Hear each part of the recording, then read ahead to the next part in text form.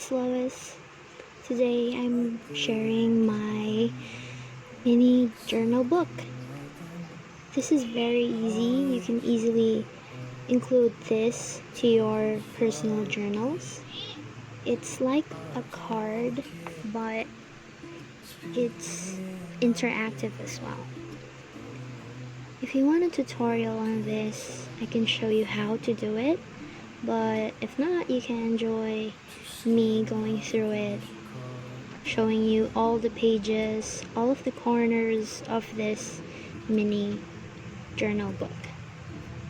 Here's a close-up if you want to look at it. You can write and put pictures on it if you want.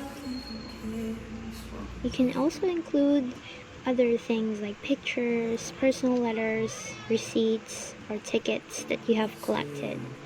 So that's it. I hope I inspired you. Thank you for watching. Bye.